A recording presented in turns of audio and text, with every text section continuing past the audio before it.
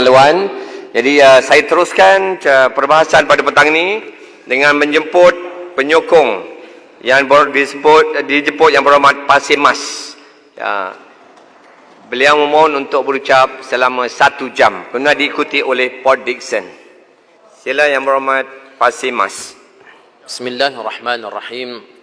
Assalamualaikum warahmatullahi wabarakatuh.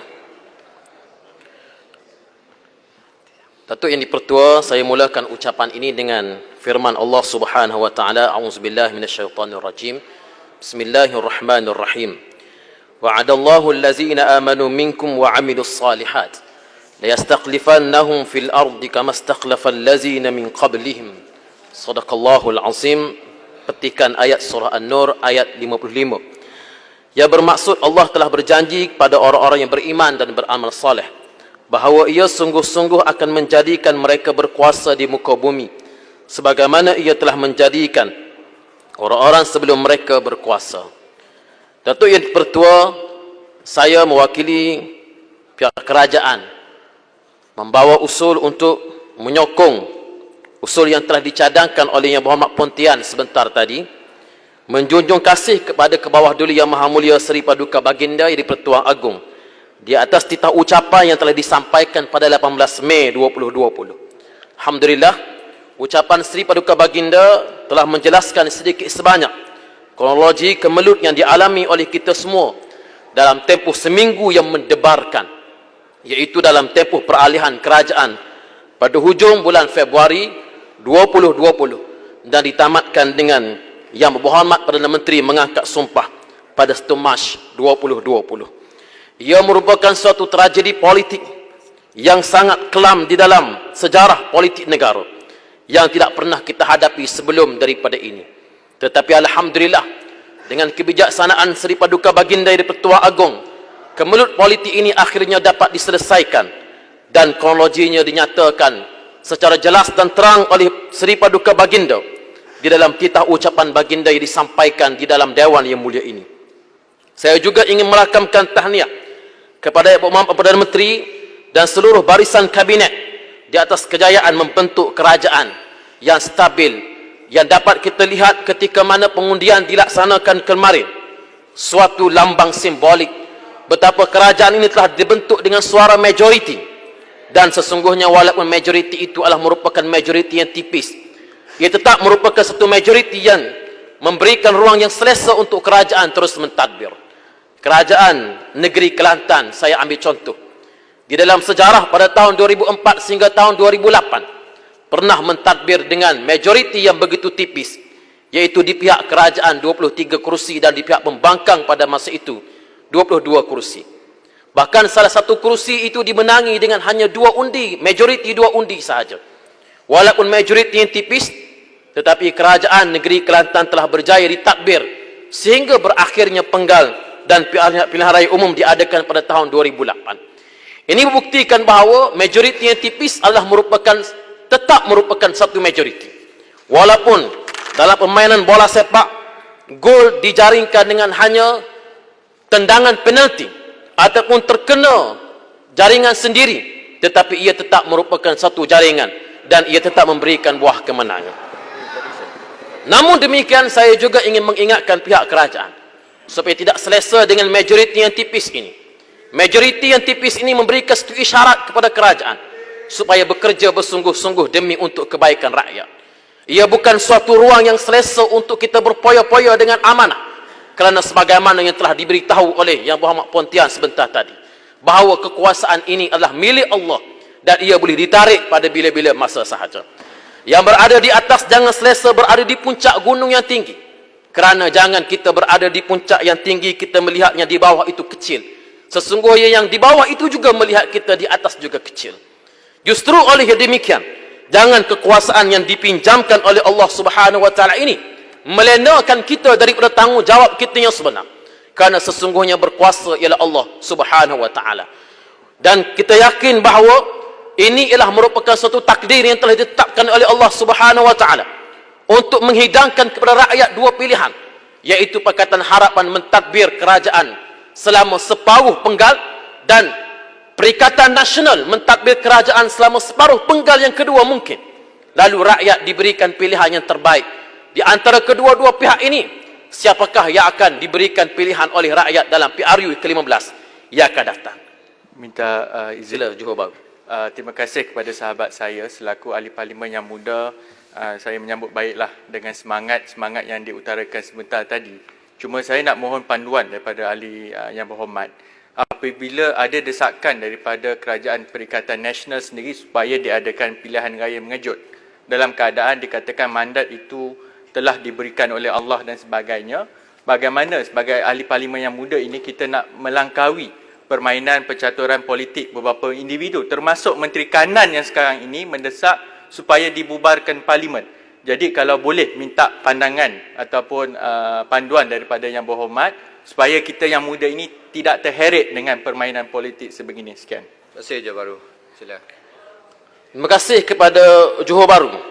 Pada saya kita melihat kepada keperluan untuk mengadakan pilihan raya itu terpulang kepada kebijaksanaan Yang Berhormat Perdana Menteri. Kita yakin bahawa pada masa sekarang bukannya masa yang terbaik untuk mengadakan pilihan raya kerana wabak COVID-19 dan rakyat hanya melihat kepada apa yang boleh mengisi perut mereka. Tetapi demi untuk menjamin kestabilan di dalam kerajaan, maka terpulang kepada Yang Berhormat Perdana Menteri di atas kebijaksanaan beliau dan juga kerajaannya untuk memikirkan apa yang terbaik untuk rakyat. Kita bukan parti komponen di dalam kerajaan yang sentiasa mendesak bila Perdana Menteri nak letak jawatan atau bilakah kuasa nak diberikan kepada orang lain. Kerana desakan-desakan seperti ini boleh menyebabkan ketidakstabilan di dalam politik.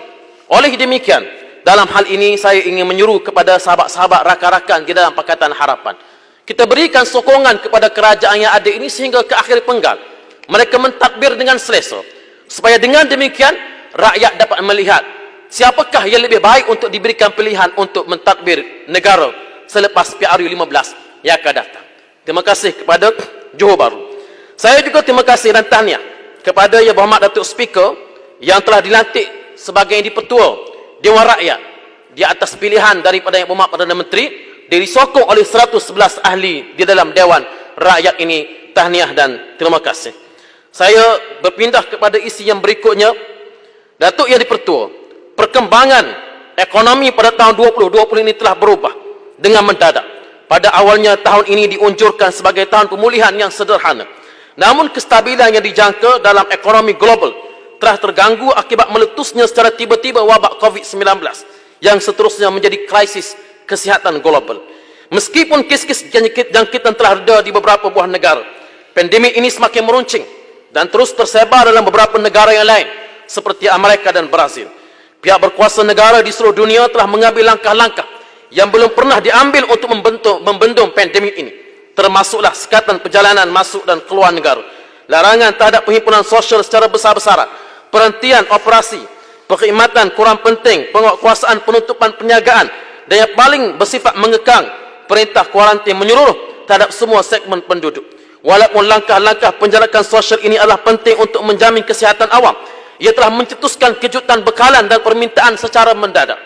Petunjuk ekonomi menandakan bahawa kadar aktiviti ekonomi di banyak negara sedang menguncup dengan ketara. Sementara prospek ekonomi maju dan ekonomi sedang pesat membangun semakin merosot. Keadaan ini seterusnya menyebabkan pergolakan yang ketara dalam pasaran keuangan global. Lebih-lebih lagi dalam keadaan ketidakpastian dalam pasaran minyak global. Kesan paling ketara COVID-19 terhadap ekonomi di seluruh dunia adalah perubahan harga minyak mentah dunia. Harga minyak dikeluarkan oleh Macrotrends.com dengan izin menunjukkan ia didagangkan pada $19.69 US dollar stone untuk Mei. Perkara ini membimbangkan terutamanya kepada pengeluar minyak dunia. Di Malaysia, RON 97 didagangkan pada harga RM1.55 seliter, terendah pernah didagangkan di Malaysia. Jika harga ini terus menurun, ia akan memberi kesan paling mendalam terhadap syarikat minyak di negara kita. Berkemungkinan akan ada pengusaha yang bungkus atau tutup kedai lebih awal daripada sepatutnya. Sejak pandemik COVID-19 ini melanda dunia, harga minyak mentah West Texas Intermediate WTI dengan izin juga didagangkan sekitar $15 manakala harga Brent crude iaitu yang berkualiti tinggi hanya mampu bertahan sekitar $20. Harga terus jatuh ke paras paling rendah sehingga $10 satu tong Ini bererti penjual mengalami kerugian dan perlu membayar kepada pembeli. Bahkan dalam satu ketika kita dapati bahawa harga menjadi negatif dalam perdagangan minyak di seluruh dunia ini. COVID-19 yang melanda dunia pada ketika ini memberikan impak yang negatif pada sektor Malaysia, ekonomi khususnya di Malaysia. Berikutan dengan penularan wabak coronavirus ini, kerajaan telah melaksanakan usaha pemutusan rantaian jangkitan dengan melaksanakan dasar lockdown. Usaha ini telah menunjukkan perkembangan positif dengan Malaysia diiktiraf sebagai negara yang berjaya mengawal penolakan wabak ini. Walau bagaimanapun, terdapat impak yang negatif pelaksanaan dasar ini kepada sektor ekonomi, terutama kepada pasaran buruh. Faktor ekonomi yang pengaruhi adalah pelaksanaan PKP yang perlihatkan keterbatasan pergerakan merentasi sektor ekonomi, sama ada sektor awam atau swasta. Datuk Yang di-Pertua, ahli ekonomi meramalkan dalam tempoh yang singkat ini, sekitar 24 juta akan mengalami kehilangan pekerjaan dalam pelbagai bentuk. Ada yang menganggur secara bermusim, dan yang pastinya pengangguran tidak ketara dan pengangguran kitaran mendominasi kumpulan penganggur kesan COVID-19. PKP ini menghadkan pergerakan individu di luar rumah, tetapi juga bukan sahaja menghadkan pergerakan individu di luar rumah, bahkan juga di luar rumah dengan penutupan sementara beberapa aktiviti perniagaan dan institusi organisasi awam dan swasta. Kesan daripada penutupan ini menjejaskan sumber pendapatan pengusaha. Oleh itu, langkah drastik yang dilakukan bagi menstabilkan kedudukan ekonomi pihak industri adalah dengan melakukan pemberhentian sementara atau pemberhentian kekal terhadap sebilangan pekerja, dan ini yang sangat-sangat kita bimbangkan. Dan yang paling penting, kita akan melihat bagaimana realiti ekonomi yang sangat teruk dapat dirasai selepas daripada tempoh monetorium yang ditetapkan oleh bank ini, oleh bank negara ini berakhir. Kita akan melihat bermula daripada bulan Oktober, di mana angsuran kereta perlu dibayar, angsuran rumah juga perlu dibayar, maka ketika itulah kita akan melihat bagaimana situasi keuangan yang sebenar yang dirasai oleh rakyat Malaysia. Tidak mustahil pada masa itulah juga kita akan melihat penjualan aset-aset dengan harga yang jauh lebih murah daripada pasaran, dan juga bagaimana berlakunya pengangguran secara besar-besaran. Dan kita minta supaya kerajaan dan seluruh rakyat bersedia untuk menghadapi situasi yang terburuk yang pernah dialami oleh negara, yang tidak pernah dialami oleh negara sehingga ke hari ini. Dalam konteks Malaysia secara umumnya, industri yang terkesan adalah daripada industri kecil dan sederhana, SME, yang melibatkan antara 80% daripada tenaga kerja sektor swasta. Dalam jangka masa pendek, keadaan ini mengganggu permintaan agregat dan penawaran agregat barangan dan permintaan. Bukan sahaja industri buruh yang mengalami tekanan, malah sektor minyak juga turut sama terkesan. Selain itu, KDNK Malaysia turut sama menerima tempias kerana pandemik ini. Menurut Bank Dunia, KDNK Malaysia diunjurkan pada 4.742% pada 2018 berbanding 4.832% pada tahun 2008. Kedua-dua situasi ini menunjukkan Malaysia masih lagi berada di tingkat yang positif walaupun dunia dilanda dengan krisis ekonomi. Namun lain pula kisahnya apabila wabak corona ini melanda. Pada tahun 2020 menyebabkan kadar pertumbuhan KDNK Malaysia menjadi negatif menurut Bank Negara. Walaupun menurut Bank Negara Malaysia, kadar pertumbuhan negara adalah pada sekitar 43%. KDNK pada 2020 ini turun kepada 0.7% disebabkan oleh kesan usaha pembendungan penyakit ini. Datuk Yang di-Pertua, defisit fiskal negara akan menjadi 2 kali ganda.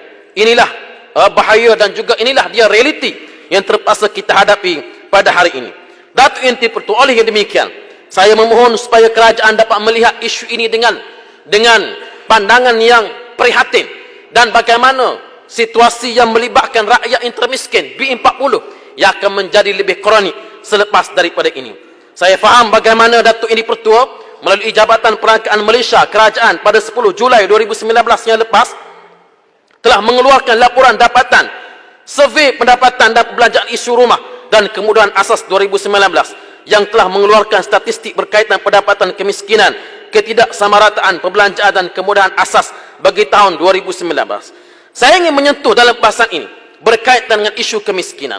Salah satu dapatan dari survei ini ialah nilai baru PJK yang telah meningkat, iaitu RM2,208 di peringkat nasional. Kita dimaklumkan bahawa peningkatan ini berlaku kerana kerajaan telah mengkaji semula nilai PJK dengan menggunakan metodologi yang telah dikemas kini pada tahun 2019 yang mengambil kira PJK makanan dan PJK bukan makanan. Difahamkan nilai-nilai ini telah meningkat kerana mengambil kira kos barangan dan perkhidmatan yang telah meningkat dan perubahan dalam corak penggunaan barangan khususnya bagi kelompok pendapatan 20% terendah pada masa ini. Namun implikasinya kita akan melihat bagaimana angka mereka yang berada yang dikira sebagai rakyat termiskin akan meningkat beberapa kali ganda. Sebagai contoh, pada tahun 2016 dengan menggunakan metodologi PJK 2005, bilangan isi rumah termiskin di Malaysia ialah 24,700. Tetapi dengan menggunakan metodologi 2019, bilangan isi rumah termiskin di Malaysia 405,441 isi rumah. Ini merupakan suatu angka yang cukup membimbangkan. Saya ambil contoh di negeri-negeri sebagai contoh. Negeri kelahiran saya, Kelantan, dengan menggunakan metod 2005, 1,508 isi rumah yang termiskin. Tetapi dengan menggunakan metod 2019, ia akan meningkat kepada 42,671 isi rumah yang termiskin. Angka-angka ini ialah merupakan angka yang membimbangkan dan ia meningkat bukan setakat di negeri-negeri yang didiami oleh mereka yang telah pun diketepikan dalam arus pembangunan, tetapi juga mereka yang berada di bandar, golongan miskin bandar, seperti di Selangor sebagai contoh. Daripada 386 isi rumah dengan menggunakan metod tahun 2005, 386 isi rumah yang termiskin meningkat kepada 18,957 isi rumah yang termiskin. Minta laluan Pak Sir Mas, terima kasih. Speaker, saya ingin minta pandangan Pak Sir Mas untuk tindakan kerajaan. Apakah dengan kita menyesuaikan semula pendapatan garis kemiskinan ini, itu bermaksud kementerian-kementerian yang berkaitan juga sepatut bertindak untuk menilai semula kelayakan untuk penerima bantuan. Kerana dalam pengalaman sebelum ini, bila kita nak bagi bantuan, selalunya yang akan diminta ialah mesti ada dalam senarai kasih. Yang mana senarai kasih ini ukuran dia adalah berdasarkan pendapatan garis kemiskinan yang lama.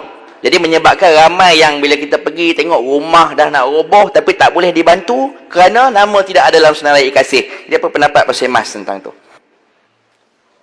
Terima kasih kepada Kang Ang. Saya setuju dengan cadangan daripada Kang Ang tadi, dan e-kasih juga merupakan satu isu yang cukup terkenal ataupun isu yang cukup masyhur di kalangan kita ahli parlimen untuk memberikan bantuan kepada rakyat. Kadang-kadang, dan bukan kadang-kadang, bahkan kebanyakannya mereka yang kita dapati layak untuk menerima bantuan tetapi terpaksa diketepikan kerana tidak ada dalam sistem ataupun tidak ada dalam penilaian e-kasih. Saya minta supaya garis kemiskinan yang telah ditetapkan oleh kerajaan ini memberikan satu anjakan kepada seluruh kementerian yang ada untuk membuat penilaian semula terhadap mereka yang menerima bantuan. Sebagaimana disebut oleh sahabat saya daripada Kang Ang sebentar tadi, terutamanya dalam e-kasih. Sistem e-kasih perlu untuk dikaji semula. Sistem e-kasih ini perlu untuk dibuat penilaian semula. Adakah ia merupakan penilaian yang real atau penilaian yang benar-benar menepati situasi dan kehendak yang sebenar, atau hanya merupakan penilaian yang dibuat secara surface ataupun dibuat secara sepintas lalu sehingga menyebabkan mereka yang layak untuk menerima bantuan diketepikan daripada menerima bantuan. Datuk Yang Dipertua, peningkatan nilai PJK ini amat bermakna sebenarnya. Kita setuju dan ia amat bermakna kepada rakyat, khususnya golongan miskin, kerana mereka akan masuk dalam kategori mereka yang memerlukan bantuan untuk meringankan beban hidup. Daripada laporan yang telah saya sebutkan tadi, sejumlah 405,441 isi rumah atau 56% berada di bawah garis kemiskinan yang baru berbanding 24,700 isi rumah atau 0,4% pada tahun 2016. Dengan ini sudah pasti senarai e-kasih tadi akan meningkat dalam tempoh yang terdekat, dan senarai dalam e-kasih dalam masa ini ialah 181,000 isi rumah miskin dan miskin tegang. Saya ulangi, setakat ini senarai dalam e-kasih ialah 181,645 berbanding 405,000 dan 405,441 isi rumah sekiranya nilai PJK ini dinaikkan. Justru kita akan melihat bagaimana ramai ataupun lebih kurang sekitar 200,000 lebih lagi isi rumah yang terhindar ataupun yang tidak termasuk di dalam e-kasih. Ini menunjukkan sekaligus Dari satu aspek, kerajaan sekarang amat prihatin dengan keluhan dan masalah rakyat, khususnya mereka yang miskin. Apa yang lebih penting selepas ini? Dalam RMK ke-12, kerajaan perlu melipat gandakan usaha dan inovatif dalam bentuk program pembasmian kemiskinan yang lebih inovatif dan efektif. Selain itu, dengan angka PJK yang baru, program yang bakal dibangunkan hendaklah lebih bersasar. Program-program yang dirangka perlu lebih menjurus kepada keperluan sebenar golongan sasaran mengikut lokaliti dan masyarakat setempat. Keperluan masyarakat miskin di Kelantan berbeza dengan keperluan masyarakat miskin di Lembah Kelang, berbeza dengan keperluan masyarakat miskin di Johor Bahru. Bahkan sepatutnya angka ini dikeluarkan mengikut daerah, bukan setakat mengikut negeri tetapi mengikut daerah. Saya ambil contoh, sudah pasti di Kelantan, masyarakat miskin di Kota Baru sebagai contoh, berbeza keperluan mereka dengan masyarakat miskin di Gua Musa, di Jeli dan sebagainya. Penilaian selepas ini haruslah lebih tersasar dan lebih fokus kepada daerah-daerah yang ada di sebuah negeri, bukan sekadar mengambil kira angka umum di sebuah negeri sahaja. Program-program yang dirangka perlu lebih menjurus kepada keperluan sebenar golongan sasaran mengikut lokaliti dan masyarakat setempat. Lebih banyak program bersifat bottom up perlu dirancang dan dilaksanakan khususnya di daerah-daerah yang punya insiden kemiskinan yang tinggi. Laporan HIES 2019 dengan jelas menunjukkan bahawa nilai PJK berbeza mengikut negeri kerana setiap negeri punya karakter kemiskinan yang berbeza. Sebagaimana saya sebut tadi, sebagai contoh, PJK di Pulau Pinang adalah 1989 berbanding PJK wilayah Persekutuan RM2,633. Tuan Yang Dipertua, Datuk Yang Dipertua, dalam RMK ke-12 ini, saya ingin melihat program pembasmian kemiskinan yang dirancang dan dilaksanakan oleh kerajaan memberi impak yang besar kepada golongan miskin dan miskin tegar. Saya ingin melihat satu skim atau gagasan yang besar perlu dirangka secara teliti dan menyeluruh dan dilancarkan oleh kerajaan dalam usaha membasmi kemiskinan di bandar, pinggir bandar dan juga luar bandar. Saya juga ingin mencadangkan supaya kerajaan punya pengkalan database yang lebih stabil dan menyeluruh supaya program-program yang dilaksanakan lebih bersasar dan tidak timbul isu keciciran, execution errors dalam pelaksanaannya. Dalam usaha ini, saya ingin menekankan supaya para perancang program untuk turun padang dan melihat sendiri dengan mata kepala mereka permasalahan kemiskinan, supaya program yang dirancang dapat menyelesaikan masalah kemiskinan di peringkat akar umbi. Agensi pelaksana pula perlu lebih peka dan memainkan peranan sebagai jentera kerajaan yang cekap dan berkemampuan untuk menyelesaikan permasalahan rakyat. Mereka tidak perlu bekerja hanya sekadar office hour 8 pagi hingga 4 petang. Bukan saya nak bebankan kepada penjawat-penjawat awam, tidak. Tetapi dengan meletakkan SOP rasmi atau meletakkan prosedur rasmi terlampau menjadi perkara yang paling utama, menyebabkan rakyat terpinggir daripada mendapat bantuan yang sepatutnya. Mereka perlu lebih prihatin kepada keperluan rakyat.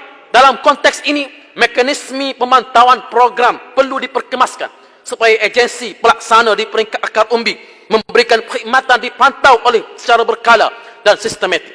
Ini akan meningkatkan ketulusan pelaksanaan program pembasmian kemiskinan dan mudah membuat penilaian impak pada penghujung rancangan. Saya yakin dengan perancangan, pelaksanaan, pemantauan program pembasmian kemiskinan yang teliti akan dapat mengubah senario kemiskinan negara ini ke arah lebih baik. Ya, kita mungkin tidak boleh memastikan satu angka di mana zero ataupun peringkat sifar kemiskinan, tetapi setidak-tidaknya kita melakukan yang terbaik untuk rakyat. Datuk Yang Dipertua, saya pindah kepada isu yang berikutnya, iaitu isu pertahanan. Yang berhormat. Saya minta. Terima kasih Mas, boleh sikit. Sila. Terima kasih Datuk Ketua. Yang berhormat, sebelum Yang berhormat pindah ke topik yang lain dalam bab kemiskinan ini, baru-baru ini kerajaan mengakui bahawa kadar kemiskinan meningkat kepada 5.6% daripada 0.4% daripada selepas Jabatan Statistik menaikkan garis pendapatan kemiskinan kepada RM2,208. Saya lihat tadi dan dengar hujah daripada Yang Berhormat, kita tentunya akan mengambil sikap untuk memberikan tumpuan kepada luar bandar. Dibangkitkan tadi soal sumbangan kebajikan dan sebagainya. Adakah Yang Berhormat setuju bahawa untuk menyelesaikan masalah kemiskinan ini, terutama di kawasan luar bandar, ianya tidak tertakluk hanya kepada sumbangan kebajikan, tetapi program yang lebih holistik untuk membantu terutamanya anak-anak muda dan sebagainya, membina kerjaya mereka, dibantu dari segi perniagaan. Kerana kita tengok pembangunan luar bandar dan juga wanita ini, mereka mendapat peruntukan yang besar setiap kali belanjawan negara. Dan sudah pastilah mesti ada value for money. Setiap sen itu dipastikan dapat dibelanja dengan efektif agar ada program yang berkesan dan tidak hanya semata-mata memberikan bantuan kebajikan. Pemenang yang berhormat, terima kasih. Terima kasih kepada Hang Tuah Jaya. Saya sokong apa yang dicadangkan oleh Hang Tuah Jaya tadi, bahawa sumbangan tidak harusnya bersifat lamsam atau one off semata-mata, tapi ia lebih bersifat program. Sebagai contoh, buat program atau membuat penggalakan supaya remaja-remaja yang berada di bandar balik ke kampung, mengusahakan tanah-tanah yang ada di kampung-kampung yang masih lagi banyak terbiar. Program-program penggalakan seperti ini bukan sekadar bersifat one off semata-mata, tapi lebih bersifat jangka masa panjang, long term, dengan izin yang insya-Allah akan lebih memberikan impak yang lebih positif kepada mereka yang berada di luar bandar. Terima kasih kepada Hang Tuah Jaya. Saya pergi kepada Boleh celah sikit. Sila. Serupa juga dengan soalan tadi yang dihantar oleh Hang Tuah.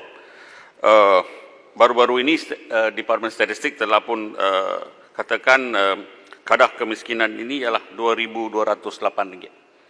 Saya nak tanya, Speaker, adakah ini diiktirafkan oleh Kabinet ataupun oleh Perdana Menteri yang kadar itu ialah kadar yang akan diikuti oleh mereka sekarang? Soalan ini penting sebab sekarang tiap-tiap negeri akan adakan bentangan bajet mereka.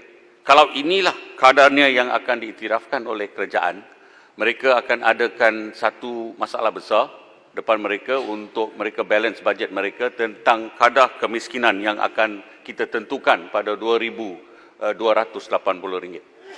Bersetuju? Kang, sila. Saya tak ada jawapan. Jawapan tu, soalan tu untuk Menteri. Jadi saya minta supaya Menteri dapat mengambil perhatian dan dapat jawab soalan daripada bekas Menteri tu, Kuala Langat. Okey, minta laluan sikit ya. Terima kasih Pak Mas. Isu kemiskinan ni memang kita banyak bicarakan daripada dulu. Dan dalam perbahasan terdahulu saya pernah menyebut tentang keperluan untuk kita menilai semula bantuan tunai. Kerana kalau dulu kita namakan dia BRIM, selepas tu kita tukar jadi bantuan sara hidup, tapi pengertian yang masih sama, itu kita buat cash transfer lah atau pemberian tunai. Dalam pendekatan di peringkat antarabangsa, kita sebut bahawa antara kaedah yang lebih berkesan ialah kita memperkenalkan conditional cash transfer, iaitu pemberian tunai bersyarat. Misalnya kita tengok dalam situasi, kalau di luar bandar banyak kes-kes pelajar tercicir tidak ke sekolah. Jadi untuk kita menggalakkan mereka bersekolah, kita mensyaratkan kepada ibu bapa, sekiranya anak dia hadir ke sekolah mungkin 80% pada tahun sebelumnya, maka dia layak untuk terima certain amount. Kalau dah hadir lebih banyak, certain amount. Jadi itu kan memberikan insentif. Selain daripada itu, kalau di negara-negara Afrika, biasanya yang dibuat ialah untuk mewajibkan orang kata anak-anak pergi mengambil suntikan, bagi mengelakkan mereka penyakit lah. Kerana kita tahu dalam kebelakangan ni ada kumpulan-kumpulan tertentu yang cuba mengelak daripada mengambil suntikan untuk kesihatan. Jadi dengan cara itu bukan saja kita memberi tunai semata-mata yang setengah pihak tafsirkan sebagai satu kata pembelian undi ataupun pembelian sokongan, tetapi kita juga dapat menyelesaikan satu masalah sosial yang lain. Cuma yang saya lihat dalam pengalaman yang lepas, kita tahu bahawa kadang-kadang kerajaan tidak mahu melaksananya kerana bidang kuasa yang berbeza. Misalnya tadi nak ke sekolah ni di bawah KPM. Kalau macam nak ambil suntikan vaksin, itu di bawah MOH. Manakala pemberian tunai ni di bawah MOF. Jadi seolah-olah kerana tidak mahu melakukan koordinasi, perkara itu tidak dilaksanakan. Jadi kita hanya kekal dengan pendekatan lama lah, pemberian tunai semata-mata. Minta pandangan Pak Mas. Terima kasih. Saya setuju dengan dia sebut oleh Kang Ang tadi, minta masuk ke dalam ucapan saya, satu pandangan cukup baik. Saya pindah dengan isu berikutnya, itu isu pertahanan.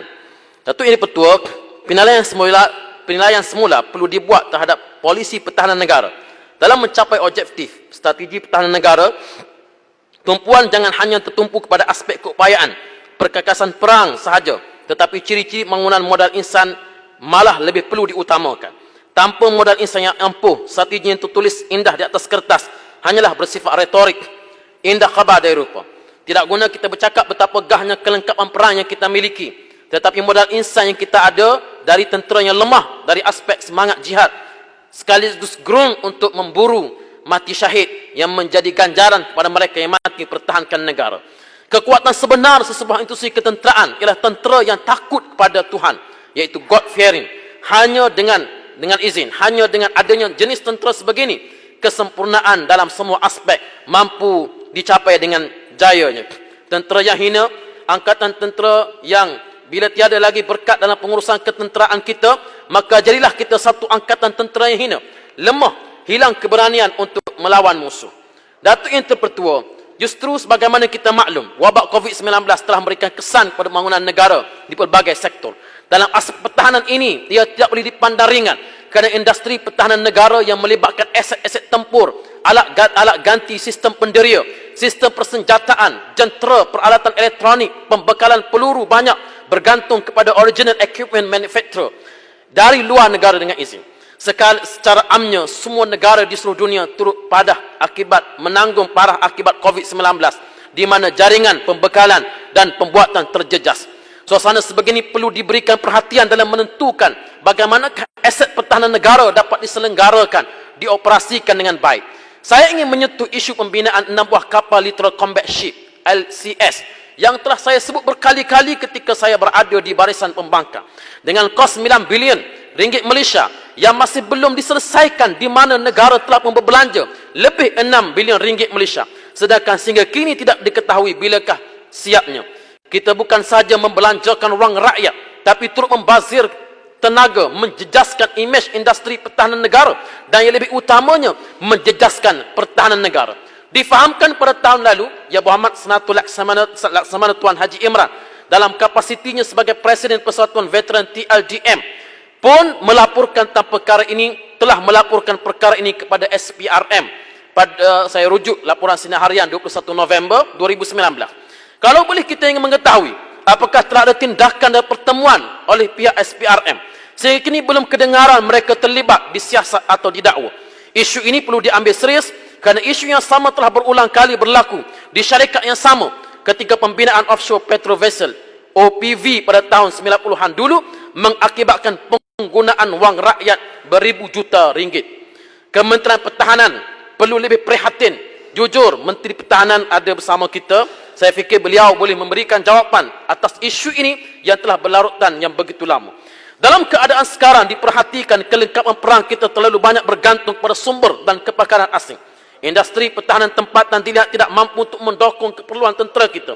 Dikala negara-negara sekitar kita dilihat masih terkial-kial, bukan sahaja kita tidak mampu, dikala negara-negara sekitar kita telah mampu mengeluarkan sendiri perkakasan majornya dan semakin terkedepan teknologi mereka, kita dilihat masih terkial-kial.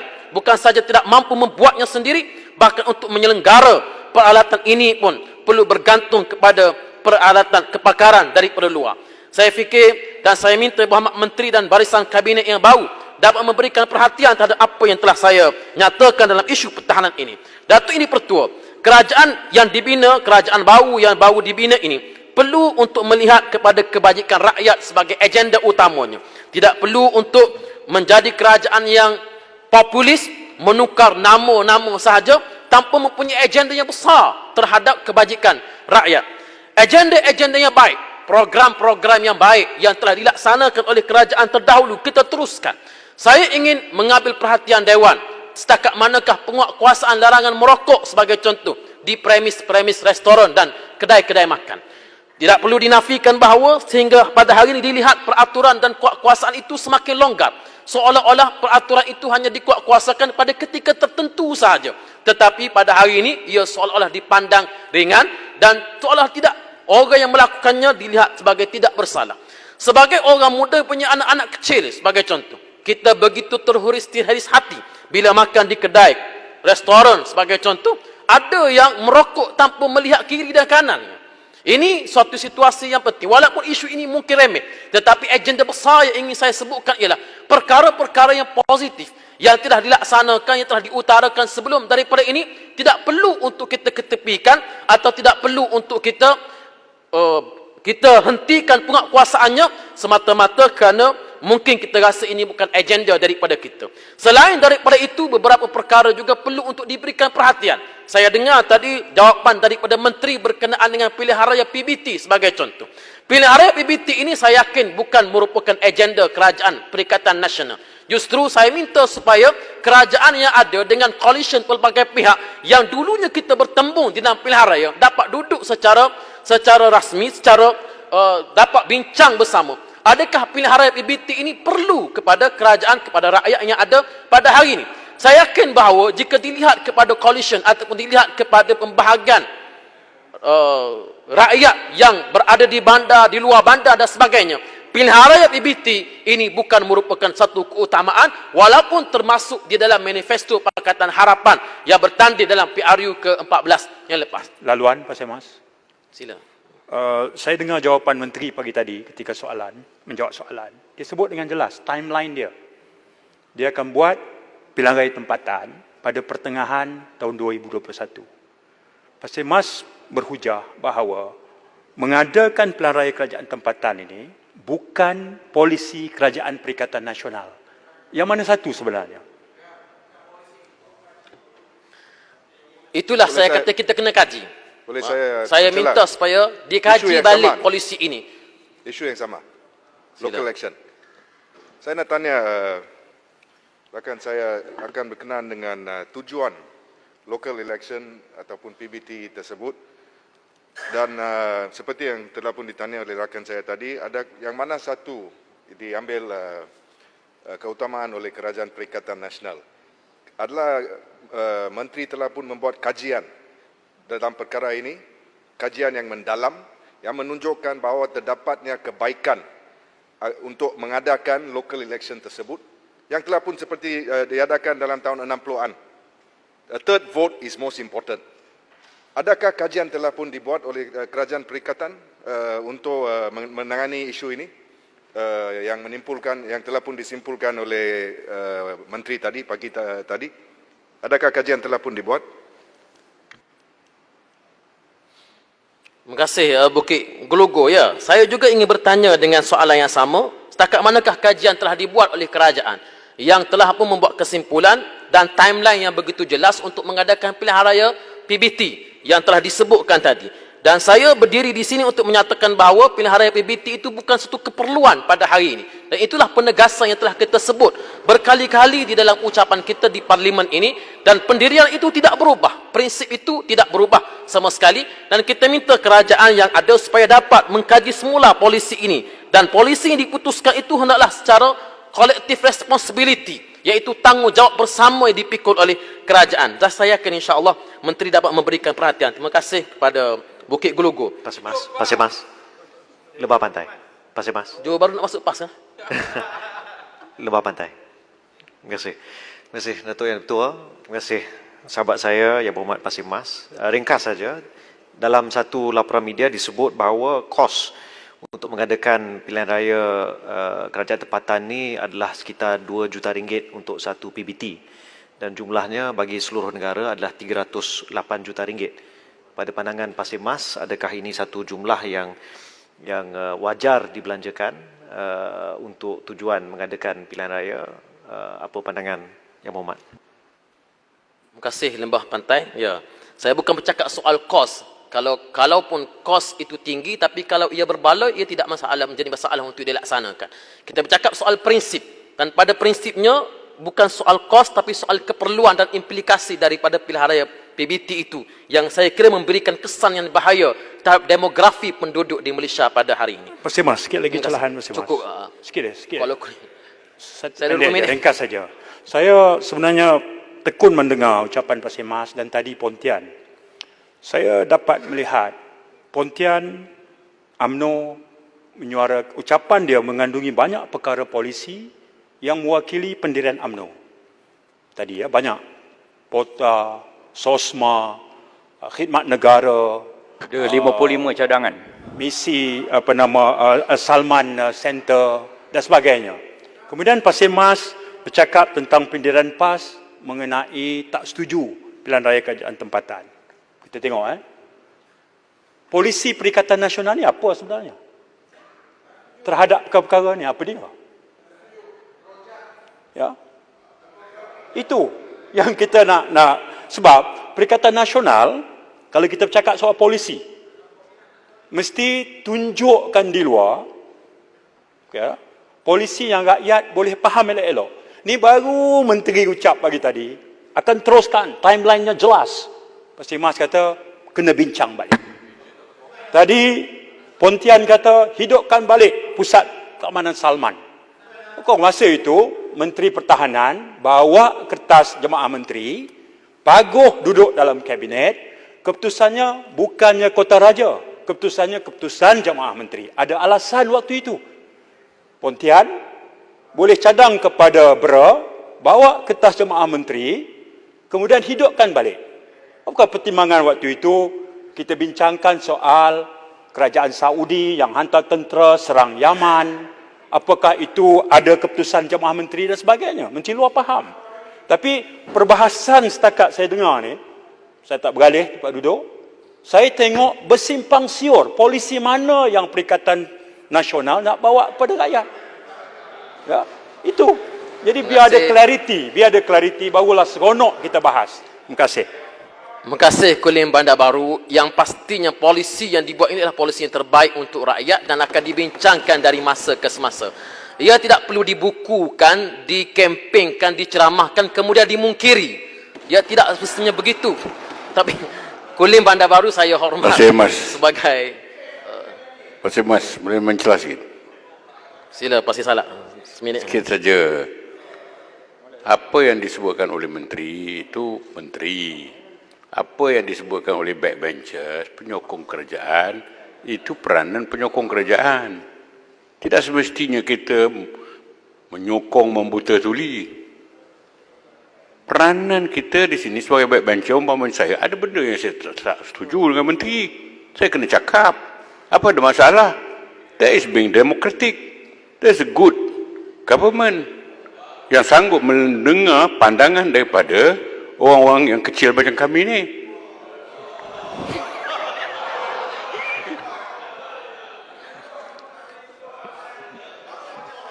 Terima kasih Pasir Salak.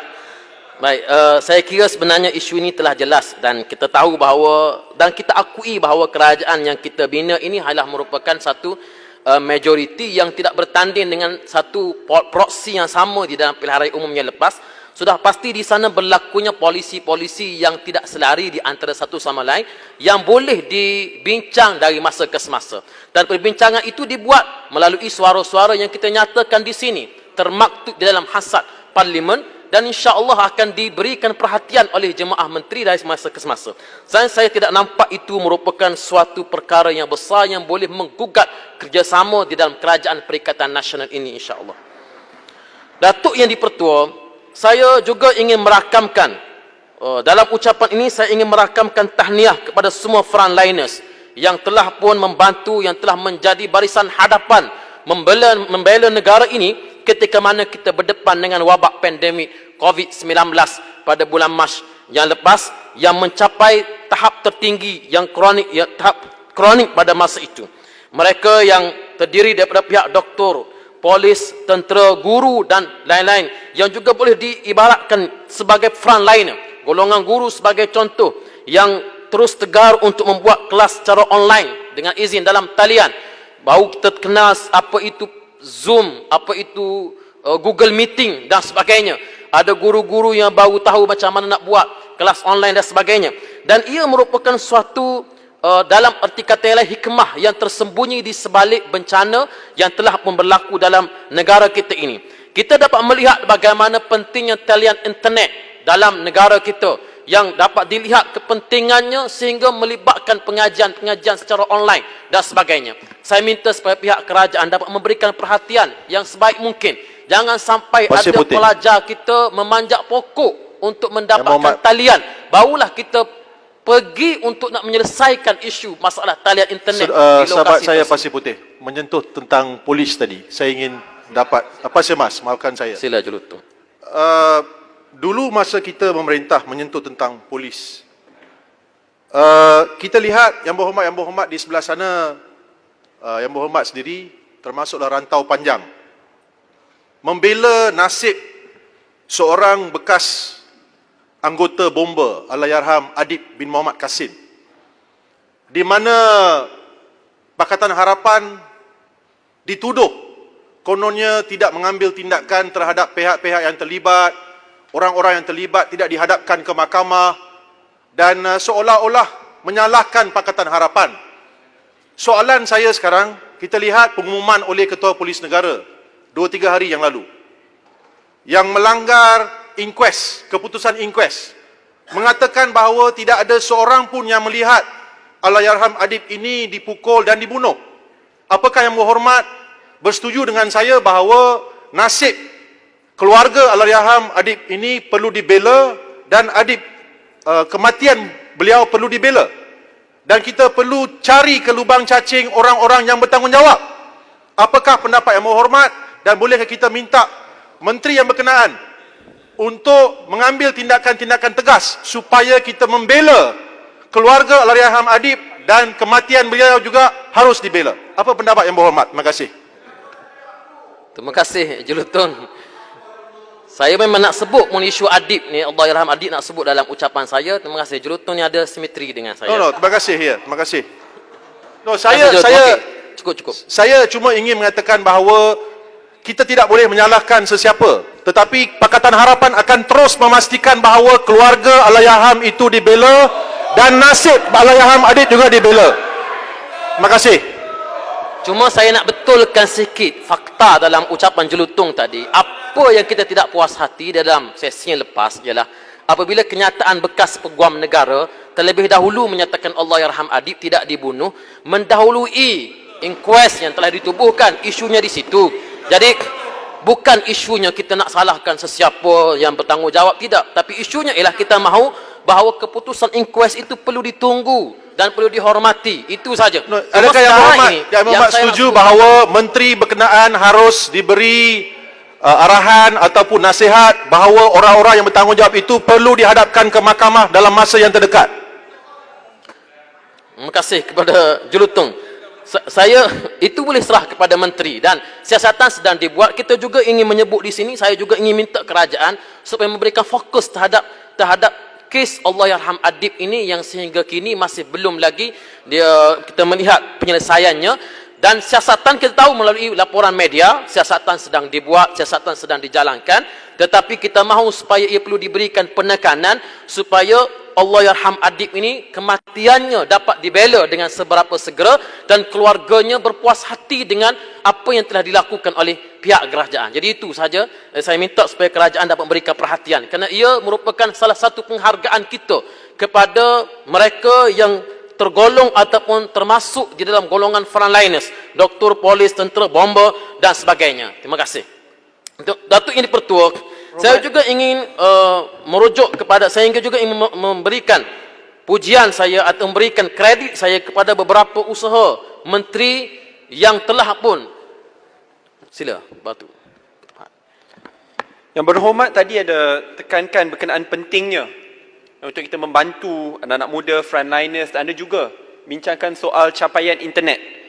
Kita tak nak lagi kes Vevona Musibin, di mana dia terpaksa panjat pokok untuk dapat capaian internet, dan hanya apabila cerita dia diviralkan, akhirnya TM ambil maklum dan akhirnya membawa internet ke kampungnya di kampung Sepetalang Pitas. Persoalannya, bawah kerajaan lepas, kita telah pun memperuntukkan 21.6 bilion ringgit melalui Belanjawan 2020 untuk memastikan bahawa capaian internet dapat ditambah baik melalui dengan izin National Fiberization Connectivity Plan. Dan pada masa yang sama, dana khas berjumlah 250 juta ringgit Malaysia untuk memastikan capaian internet bukan sahaja di kawasan bandar ataupun di Semenanjung, tetapi khususnya di kawasan luar bandar di Sabah dan Sarawak. Saya berharap bahawa ada usaha bipartisanship untuk memastikan bahawa dana ataupun jumlah dana ini diteruskan supaya akhirnya capaian internet itu dapat dirasai di kawasan bandar, luar bandar, khususnya di negeri di Sabah dan Sarawak. Terima kasih Yang Berhormat. Terima kasih Muar, masukkan ucapan Muar dalam ucapan saya. Terima kasih. Datuk Yang Dipertua, saya berpindah kepada isu yang berikutnya, iaitu Pasir Mas, saya rasa Yang Berhormat Shah Alam. Sekali ni ya saya bagi Shah Alam. kita bersidang lama ya, yang Datuk Speaker takkanlah bagi sekali je. Saya tertarik dengan ucapan Yang Berhormat Pasir Mas berhubung dengan kes arwah Adib ya. Dan bagaimana kita sememangnya perlu melakukan siasatan secara terperinci untuk menentukan bahawa keadilan itu tertegak bagi beliau dan keluarga beliau ya. Itu memang satu peristiwa yang amat menyayat hati dan kami cukup terkilan dengan isu itu dijadikan satu isu perkauman yang heboh di sosial media tanpa adanya apa-apa fakta sehingga menimbulkan kebencian terhadap kerajaan Pakatan Harapan yang sedang berusaha sedaya upaya untuk mencari fakta dan bertindak adil dalam kes ini ya. Dan kita melihat bahawa sekarang ini selepas berubah kerajaan yang mana di antara fakta-fakta menuntut supaya kerajaan Pakatan Harapan ini dijatuhkan ialah kerana Pakatan Harapan tidak memberi keadilan kepada arwah Adib, perkauman dan sebagainya. Tiba-tiba sekarang ni saya mendengar Yang Berhormat Pasir Mas bercakap dengan tenang, bercakap dengan baik, mintalah kita bertindak dengan adil, siasat betul-betul. Alhamdulillah lah. Ya, tak ada datang berapi-api ni, apa ni ya? Tuntut keadilan untuk Adib ya. Bunuh mereka apa ni? Alhamdulillah lah. Alhamdulillah ya. Dah waras setelah gila seketika. Apa pandangan Pak Simas? Terima kasih, terima kasih. Terima kasih Shah Alam. Saya semasa berada di pembangkang pun beginilah saya bercakapnya. Saya rasa yang berubahnya Shah Alam. Dulu Shah Alam berada di pihak kerajaan sebagai menteri, Shah Alam di pembangkang lain pula nada cara percakapannya. Jadi saya sokong Pak Simas. Biar siasat dengan adil. Saya sokong, tak pernah saya menggunakan perkauman. Itu di antara sebab saya tinggalkan PAS. Ya Datuk Speaker ya. Kerana PAS pun dah bawa nada perkauman, Melayu Islam dan sebagainya, yang tidak selari dengan apa yang telah diperjuangkan oleh Allahyarham Tok Guru Ni Aziz ya. Inilah kita harap bahawa PAS boleh menjadi waras walaupun kembali sebagai pembangkang satu ketika kelak. Terima kasih. Muhammad Pasir Mas. terima kasih, cukup Julutong. Saya nak jawab. Saya tanya satu saja. Saya satu saja. Kenapa tidak dalam ucapan kita beri perhatian kepada isu Allahyarham Adib? Dan tunggu sehingga saya bangkitkan perkara itu. Walhal dulu masa menjadi pembangkang. Menteri dah jawab dah. Walhal Menteri dulu dah masa buat jadi statement pembangkang, sentiasa PAS memainkan isu ini, mengapi-apikan sentimen supaya rakyat benci terhadap Pakatan Harapan. Kenapa tak bangkitkan isu tentang Allahyarham Adib, perkara yang menimpa keluarga beliau dan beliau masa ucapan? Kenapa tidak? Bukankah PAS benar-benar ingin tahu apakah yang berlaku kepada beliau, ataupun cuma memainkan isu ini hanya untuk membangkitkan kemarahan rakyat terhadap Pakatan Harapan? Julutong, terima kasih Julutong. Julutong hanya boleh bangkitkan, saya tak bangkit dalam ucapan ketika selesai ucapan saya. Selagi belum selesai ucapan saya, premis Julutong saya tak bangkitkan dalam ucapan tak terpakai. Kerana saya sudah ada dalam poin saya untuk bangkitkan dalam ucapan saya. Saya kira Julutong boleh faham premis ini. Dan Shah Alam tadi bangkit soal ketenangan, tenang dan sebagainya. Ya, kita sentiasa tenang. Bagi kita, kalaulah soal itu sekadar dituduh semata-mata, ia tidak boleh dijadikan dituduh, dianggap sebagai bersalah. Melalui persepsi, PAS juga menjadi mangsa persepsi. Dulu kami dituduh terima 90 juta daripada era Barisan Nasional sampai Pakatan Harapan sampai sekarang. Tak ada pun yang bukti kami terima 90 juta. Tidak ada bukti. Jadi mangsa persepsi ini adalah merupakan PAS dulu telah menerima soal masalah atau menerima implikasi daripada persepsi yang telah disebarkan. Saya kira cukup. Boleh Pak Speaker. Shah Alam saya kira cukup dah. Pak Mas boleh? Boleh ya. Tak pernah lagi saya tak pernah lagi. Ini semua pemimpin senior tak guna kalau tuan-tuan. Boleh lah. Okey, terima kasih. Boleh Okey, terima kasih kepada Pak Mas. Bang seminit je. Okey, tak apa. Pak Mas, terima kasih. Pak Mas memangkan isu 90 juta. Saya bersetuju dengan Pak Mas. Nampak nada ni lebih rasional hari inilah. Jadi saya nak tanya, kalau betul PAS difitnah, kenapakah semasa Saman di England tu ditarik balik kes itu? Kalau betul kita benar, kita lawan sampai kita dalam terakhir baru betul. Oh, nama jihad. Apa pandangan? Lepas tu kena bayar pula ni, kena bayar 1.4 juta. Lepas saya buat report dedah macam-macam. Kenapa tarik balik? Kes ni kan kuat kan? UMNO suruh ke? Soal tarik balik itu bukan menandakan PAS mengaku bersalah. Tidak. Ia tidak semestinya kita mengaku bersalah. Dia ada yurannya, dia ada legal fee yang terpaksa kita tanggung dan sebagainya. Kita jangan Saman awal-awal lah. PAS bukan merupakan parti kerajaan yang boleh untuk nak menanggung yuran yang begitu mahal yang menyebabkan Sepang membuat kesimpulan bahawa kita telah melakukan perkara tersebut. Ini satu premis atau prinsip yang salah yang telah diutarakan oleh Sepang. Bagi kita, setiap yang dituduh bersalah masih belum didapati bersalah. Bayangkan, setiap politik beberapa menteri telah pun dituduh sebagai bersalah. Adakah kita nak katakan mereka bersalah? Tidak. Prinsip kita, setiap yang disiasat, dituduh masih belum boleh dikatakan bersalah selagi mana mereka tidak dibuktikan sebagai bersalah. Prinsip itu kekal. Kalau saya boleh mencelah sekejap saja. Ya, last semua. Sekejap ni bukan soal PAS ataupun amanah di sini. Tetapi saya kagum dengan Pak Simas kerana saya ingat apabila saya di kementerian belia dan sukan, dia sangat proaktif untuk memperjuangkan isu anak muda khususnya dalam meminda perlembagaan untuk mengembalikan hak mengundi kepada anak muda dalam lingkungan 18 ke 21 tahun. Saya juga mengucapkan terima kasih kepada Tuan Yang di-Pertua Speaker yang pada masa tersebut bukan pengurusi isi. Saya boleh katakan di sini, tanpa bantuan beliau mustahil perkara ini dapat direalisasikan dan saya masih terhutang budi kepada beliau. Persoalan saya, Pak Simas, apa yang telah pun diumumkan oleh isi adalah pelaksanaan ataupun penguatkuasaan undi 18 perlu bersekali dengan undi automatik seperti yang dipersetujui oleh Blok Pembangkang pada masa tersebut. Dan anggarannya paling lambat pada Jun tahun depan. Adakah kerajaan pada hari ini, dan saya berharap Pak Simas masih berpendirian yang sama, untuk memperjuangkan dan mempertahankan pindaan perlembagaan yang telah pun diluluskan bersekali dan bersama dalam Dewan Rakyat ini. Terima kasih. Terima kasih. Muar, kita bersetuju bukan setakat 2/3 bahkan sebulak suara pada ketika itu meminda perlembagaan, memastikan undi 18 dan pengundian automatik dapat dilaksanakan. Seterusnya bakinya terpulang kepada Suruhanjaya Pilihan Raya untuk melihat daripada aspek-aspek teknikal bagi membolehkan ia dilaksanakan. Terima kasih kepada Muar. Datuk Yang di-Pertua, Pak Simas, saya ada 2 minit lagi, Datuk. Boleh sikit kalau boleh. Pendek saja.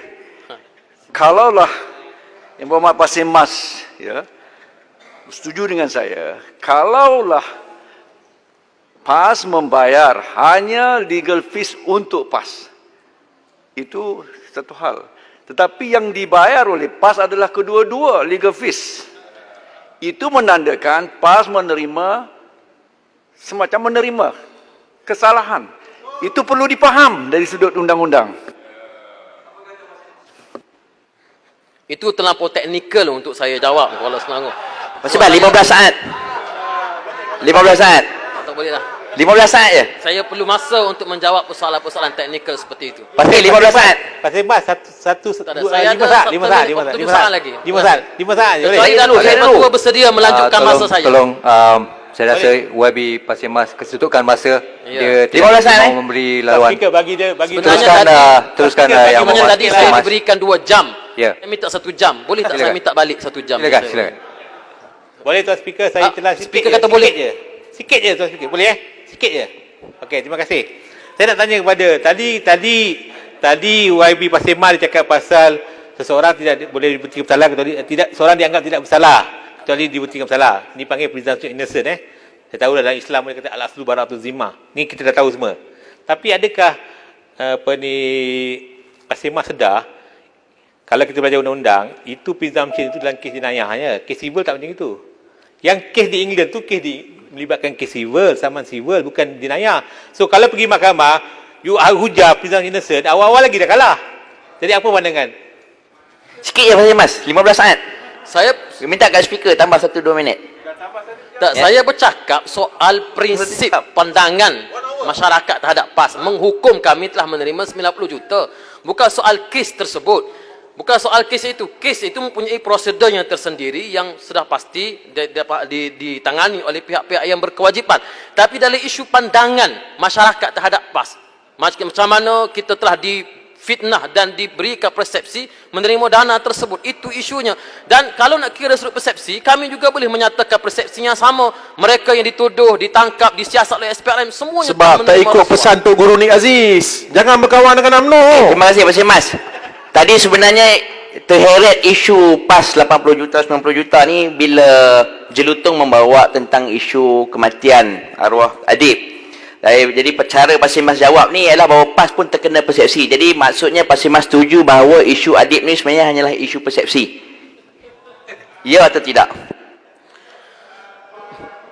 Bagi kami, soal Allahyarham Adib dulu, kita telah menyatakan dengan jelas bahawa kita tidak setuju dengan pandangan peguam negara yang telah mendahului inquest. Tidak pernah kami sebut bahawa orang tertentu, individu tertentu telah bertanggungjawab terhadap kematian Adib. Orang ini bertanggungjawab. Tidak.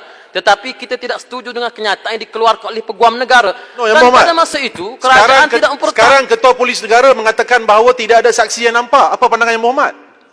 Baru-baru ini 2 hari yang lalu Ketua Polis Negara mengatakan bahawa tidak ada orang yang melihat, memukul dan mencederakan sehingga kematian arwah Adib. Apa pandangan Yang Berhormat? Tidak ada orang yang melihat, belum pasti bahawa ia tidak dibunuh. Itu saja. Ketua Polis Negara tidak Sebab itu saya katakan kita perlu minta menteri berkenaan supaya tindakan diambil. Itu adalah pendirian kami dulu, kini dan selama-lamanya. Ya, saya setuju dengan pandangan Jelutong. Dah betul dah. Kita minta supaya tindakan diambil dengan segera. So, tidak ada masalah. Terima kasih Jelutong. Tuan yang dipelatuk ini Pertua. Saya pindah kepada isu yang berikutnya. Saya rasa saya tidak sampai sejam. Saya perlu hanya sekitar beberapa minit saja lagi untuk menamatkan ucapan saya. Untuk yang berikutnya, Datuk Yang di-Pertua, saya ingin pindah kepada isu Felda. Felda boleh diibaratkan seperti mana lombok emas kepada negara. Dan kita tahu bahawa inilah dia potensi Felda. Felda merupakan lombok emas kepada negara. Dan Felda kini telah membangunkan 112,635 peserta di 317 tanah rancangan dengan keluasan 490,000 hektar. Felda kini berusia 62 tahun. Bermula dengan 616 peneroka yang pertama menjadi perintis kepada Felda Luar Bilut pada tahun 1958. Berdepan dengan cabaran, halangan yang tidak sedikit pada masa itu. Tetapi setelah 6 dekad berlalu, masih terdapat banyak isu yang belenggu peneroka Felda pada kali ini. Kita mahu supaya kerajaan melihat dengan begitu serius isu-isu yang melibatkan peneroka Felda. Isu hutang peneroka yang tidak munasabah dan tidak jelas. Hutang peneroka yang tidak munasabah. Peneroka tak tahu pun kadang-kadang mereka berhutang. Mereka tanda tangan dokumen dalam keadaan mereka tidak tahu pun apa dokumen yang mereka tanda tangan. Akhirnya mereka terbelenggu dengan hutang.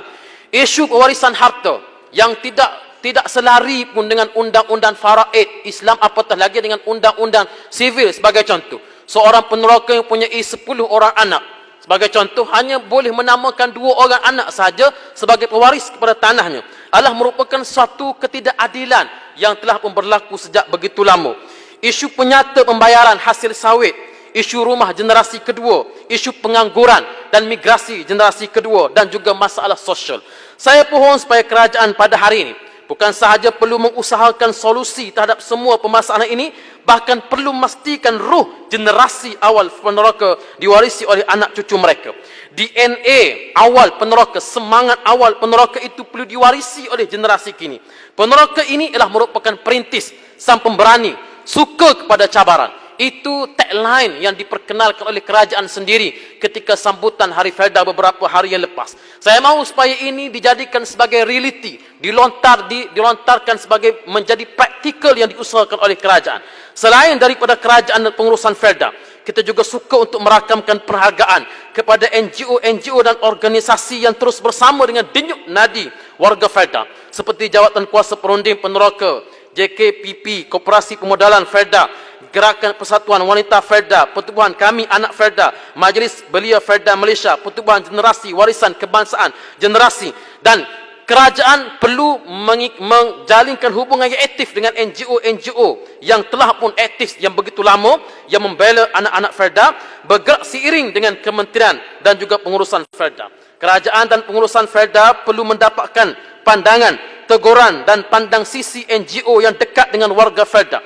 Kita semua mengharapkan Felda di bawah kerajaan Perikatan Nasional agar terus maju, makmur dan sejahtera. Datuk Yang di-Pertua, saya juga ingin menyentuh secara sepintas lalu bagaimana isu-isu yang melibatkan guru duka lara yang telah berlaku sejak begitu lama. Guru-guru yang bertugas di Sabah dan Sarawak sebagai contoh, permasalahan yang melibatkan iji tukar yang telah saya sebut di Dewan Yang Mulia ini sejak begitu lama, apakah penyelesaian yang telah pun dirancang oleh Menteri Pendidikan, Menteri Kanan Pendidikan pada hari ini untuk menyelesaikan isu ini. Begitu juga isu-isu yang melibatkan kawasan saya di Pasir Mas. Saya mahu supaya dapat diberikan perhatian jalan-jalan persekutuan yang telah pun tidak dibaiki begitu lama. Jalan daripada Pasir Pekan, jalan daripada Kutan Tendung sehingga bandar Pasir Mas yang telah pun berlubang sana sini yang mengakibatkan kemalangan jalan raya yang tidak sedikit. Saya mohon supaya Kementerian Kerja Raya dapat memberikan perhatian yang khususnya bagi memastikan kebajikan rakyat di Pantai Timur dan juga di kawasan saya ini dapat diberikan perhatian. Kapal. Silakan, Kapal. Sikit lah. Terima kasih, Datuk Speaker. Meneliti daripada keinsafan Pasir Mas yang begitu prihatin tentang masalah di Pasir Mas. Baru-baru ini saya melawat sahabat saya dan saya mendapat banyak maklumat, terutama di Kampung Kalu. Dan di sebelah dengan Gelas Emas, Kampung Gelas Emas. Apa yang saya lihat ialah air yang begitu kritikal yang berlaku di Kelantan itu amat mendesak untuk dia diberikan rawatan air yang baik supaya ianya akan dapat dinikmati oleh rakyat Kelantan keseluruhannya. Yang kedua, kalau boleh Pasir Mas bersetujukah dengan saya, kita minta luar bandar, Kementerian Luar Bandar untuk memastikan mana-mana rumah yang begitu uzur, yang begitu usang, yang tidak memungkinkan manusiawi duduk dalam rumah itu, diberikan peruntukan untuk mereka mendapat keselesaan hidup, terutama sekali di hujung-hujung kampung yang saya lihat bersepadan dengan Sungai Golok. Apa yang saya minta Pasir Mas, kita terpaksa menepikan, meminggirkan ideologi politik, tapi kita berfikir ke arah manusiawi yang memerlukan pertolongan. Apakah Pasir Mas bersetuju dengan saya untuk mengheret Kementerian Luar Bandar dan juga bersama-sama dengan Menteri Air untuk membantu mengangkat keselesaan masyarakat atau rakyat Kelantan? Terima kasih. Terima kasih. Kapal mengembara ke Pasir Mas. Masuk Pasir Mas tak bagi salam pada saya. Walaupun demikian saya setuju dan kampung yang dikunjungi oleh kapal saya pun tengok dalam Facebook, pembekalan air masih belum sampai, Datuk Menteri. Jadi saya rasa saya minta supaya Berhormat Menteri yang ada bersama dengan kita dapat sama-sama memberikan perhatian kepada isu bekalan air yang bukan saja tidak ada tapi sampai pun tak ada di bekalan, dan juga kampung yang berhampiran dengan Sungai Golok ini juga mengalami masalah tebatan banjir, yang saya kira lawatan Menteri, saya terima kasih kepada Berhormat Menteri yang sudi berkunjung ke Rantau Panjang dan Pasir Mas baru-baru ini, memberikan penekanan supaya tebatan banjir dapat dilaksanakan, dapat dibuat dengan segera. Terima kasih Datuk Yang di-Pertua, Pasir Mas mohon menyokong. Terima kasih. Terima kasih Yang Berhormat Pasir Mas.